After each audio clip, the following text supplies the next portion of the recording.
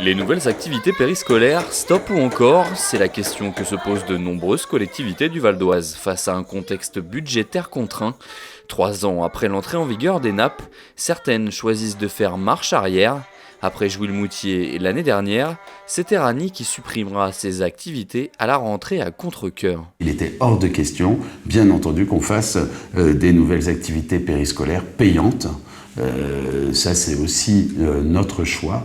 Et donc, on a préféré tout simplement mettre un terme aux nouvelles activités périscolaires qui rencontraient, je le sais, et c'est un choix difficile, contraint et difficile, qu'on ne fait pas de gaieté de cœur, mais qui va nous permettre d'économiser au moins 300 000 € l'année prochaine.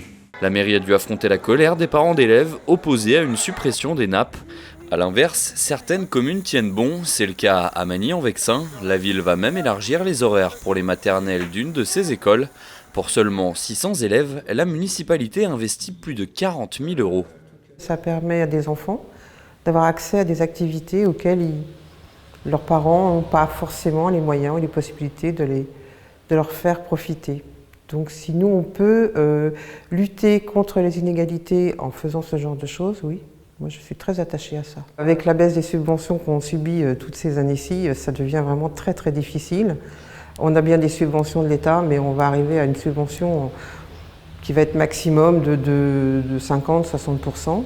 Et donc, ça reste quand même, il reste un budget à charge de la commune très important, malgré tout. Depuis septembre 2014, cette réforme a imposé la semaine d'école à 4 jours et demi, laissant 3 heures par semaine pour pratiquer des activités périscolaires non obligatoires, gratuites ou payantes. Pour le moment, les villes touchent une subvention de l'État de 50 € par enfant et par année.